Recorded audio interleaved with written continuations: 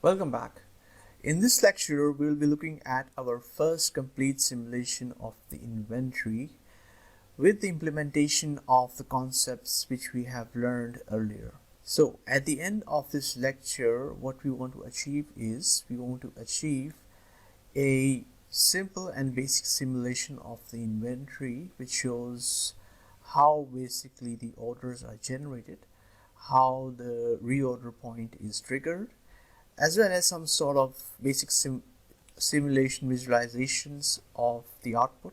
So for example, we have here the inventory levels and how these are changing over a period of 8 days. And this is done for one item, but we can do it for multiple items or for the complete inventory itself as well. Finally, we'll be adding more variation to our models and try to simulate how they will work in the real world. So for example, this is a model of the inventory levels over a period of 100 days. And you can see that the level changes because of great variation in the demand as well as in the lead time. And this is the variation in the demand over a period of 100 days. Now these models will be very helpful and will serve as a cornerstone of any inventory optimization exercise which we would be planning for our future for our inventory. So let's get started on the code itself. So let's look at first the Python examples, and in this case we will start with the basic parameters which we have seen earlier. So for example, we have the same things as the initial level of inventory, lead time, reorder point, reorder quantity, and forecast demand is just an array of basically each index represents the demand which, let's say, our businesses have for that particular day, and this is just a random set of values. It can be generated from a Python function, from a NumPy or skp function, but in this case we are using a set standard example of an array with fixed values. And then we have the days to simulate. So in this case it's 8 days. Then here we'll start with our initial inventory level, and I will create a list on array, basically in Python arrays are called lists, to keep track of the incoming orders. And then to keep track of the daily inventory level, we will also use a list or an array. Now the heart of the simulation lies into this particular for loop, and basically what this for loop does is, first of all, it simulates the demand. So every day basically it will take this value or this value and pick those values from the array, and then basically it will subtract the inventory level for the demand. So basically these items are being used over a period of, let's say, 1 day, 2 days from the inventory. So let's say if this is a store or a shop, so customers are purchasing this item from the shop or the store. Next, this particular block of code just processes the incoming orders, and how it does is basically it will basically push those orders into this orders list and extract it over a period of coming days. And this particular block just checks if the reorder point has been hit, and it will trigger the reorder. And this is just to append the daily inventory levels. And lastly enough, we are just printing out the contents of these lists, as well as to see how our inventory is transitioning from day to day. So once you run this simulation code, you will get this sort of output, and this is an 8-day output simulation of your inventory. So starting on the first day, you have, let's say, your level at 90 units and your demand at 10. So there are no incoming orders because nothing has been triggered from this particular piece of code.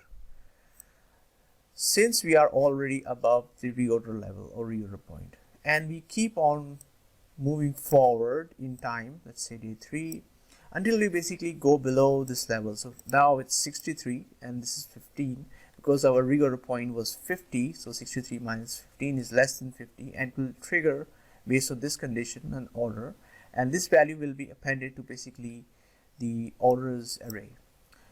And this is basically showing the amount of quantity of SKUs which we will be ordering. So this is basically 200 based on your reorder quantity. And every day, once again, the level will keep on decreasing because there is constant demand for the item. And you can see here at day 4, it's 3 days away, the supplier from supplying to the inventory, and the ROQ was 200. And then the next day it's 2 days away and it's 200, and it's coming now, and once it reaches the store it will add that value to the existing level, and this has once again reached above the reorder point, so we have no further orders coming up. And this is an example of a simple simulation which we have applied for based on what we have learned.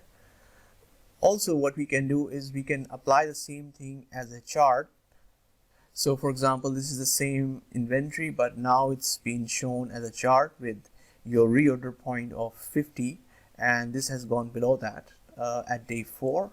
So the order is triggered, it takes 3 days to reach, and at days 6 to 7 we have resupplied our inventory and the level goes up to the reorder quantity.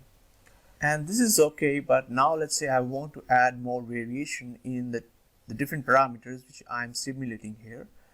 So what I will do is I will try to make the daily demand as stochastic instead of deterministic, meaning that it will be based on some random variable. And in this case, I'm basically using a random normal variable function from NumPy to create the random numbers for my daily demand. So before it was a fixed array, and now I'm basically using NumPy to generate a series of numbers. Another thing I will do is I will create another source of variation in lead time by creating a max value and a min value. Now you can use some other approach. You can also use random normal function for generating the lead times, but in this case I'm just keeping a max and a min value, and the same approach for the ROQ, reorder quantity. I'm using a min and a max value, which is shown here. And based on these simulations, the code basically will remain more or less similar to what we have seen so far in this part. So the output will actually vary as shown in this chart. So here you can see this is a simulation output of our latest simulation with the changes we have done on the side of adding variation to the different parameters. And the output here basically shows the inventory levels we will be expecting throughout the part of our 100 days exercise. So it's 0 from 100. And what you can easily see is the crests and the troughs we will be expecting based on our demand and the usage of our inventory. The main thing to note here is basically the level of decrement or the line of decrease of the inventories. It's sort of not constant because it varies as we have put a random normal function for the demand. Also, you will notice that the crests are sometimes higher than each other, shown here and here. This is once again trying to model the real world where we might be supplying or expected to get supplied more than the ROQ. Let's say the process of inventory and suppliers are not in control. So this is just to simulate what would be a non-optimized process looks like. And the first thing you will notice is that if we have this particular process or a process similar to this, it would create a sort of dead stock in our inventory. These are items which we don't require but are sitting there, and basically we are incurring holding costs on those items. So this is something which we should try to avoid and build a more optimized process.